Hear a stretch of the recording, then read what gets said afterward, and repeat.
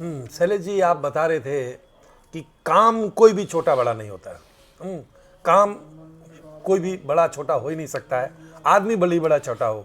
तो ये बात थोड़ा समझाइए। आदमी छोटा बड़ा नहीं, काम छोटा बड़ा नहीं होता है। ये करने वाले के पैशन, एटीट्यूड, कार्यशैली पर निर्भर करता है कि वो कितना छोटा या कितना बड़ा बना सकता है। तो चलिए मैं आपको समझाता हूँ। एक राजा थे जो अपने सलाहकार, माने किसी विशेष सलाहकार तो बहुत होते हैं उनके पास, पर अगर मान लीजिए उसका नाम था सुखीराम, तो सुखीराम की बहुत बड़ाई किया करते थे। और जहाँ जाते तो सुखीराम को साथ में ले जाते, लोगों के बीच में भी उससे सम्मान देते। और राजा का जो पुत्र था युवराज, उसे बात एकदम नहीं सुहाती। क्यों? क्योंकि सुखीराम जो है वो चाटुकार नहीं था, माने वो जय जयकार नहीं करता था। आजकल चाटुकारों का जमाना आजकल है, तो हम लोग को तो ये लगता है ना कि भाई हाँ ठीक है, ये रिस्पेक्ट दे रहा है, तो हम, ये ह्यूमन नेचर है, आदमी का स्वभाव है कि हम उसकी बात वैसे मानते हैं। लेकिन राजा क्या करते थे? राजा गुण को महत्व देते थे, पारखी थे वो। हाँ पारखी थे। तो क्या होता है कि अब लड़के को, माने युवराज को ये बात हमेशा चुभती थी कि पिताजी मेरे सलाहकार को तो हमेशा नेग्लेक्ट करते, उसके सलाहकार को वैल्यूज देते हैं। और ये बात उसने बहुत बार पिताजी से कही। तो राजा जो है उसको समझाने का बहुत प्रयास करते हैं, लेकिन वो नहीं समझता है। और करता क्या कि घर जाकर के माँ को बताता है। और सभी घरों में आजकल होता है कि जब माँ के कान भर दिए जाए तो क्या होगा? खिसियानी बिल्ली खंबा नोचे।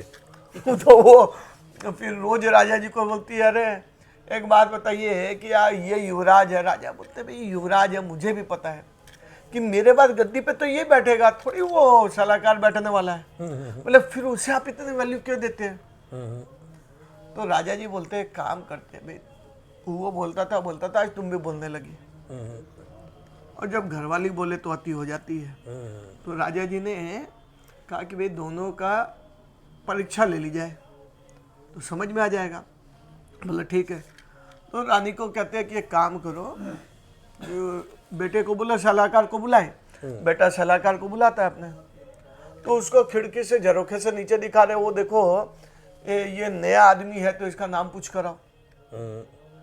तो पुत्र का सलाहकार गया, महाराज की जय, युवराज की जय, रानी माता की जय हो।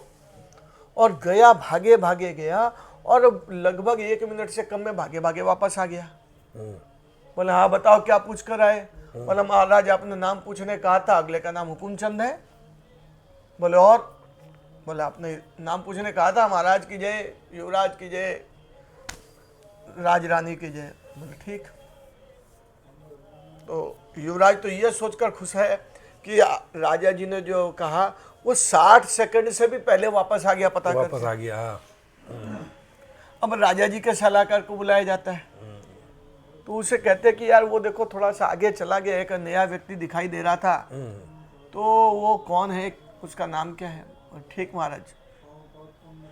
न कोई जयकारा, न रानी माता को, न युवराज को कुछ संबोधन। वो गया और 15-20 मिनट के बाद वापस आया। और युवराज तो प्रसन्न, क्यों? बोला मेरा वाला तो 1 मिनट से कम में आ गया नाम, ये 20 मिनट लगाया, ये 20 मिनट लगाया। तब तक वो आगे भी चला गया था, गया पूछ करके बोला महाराज, बोला हाँ बताओ क्या है?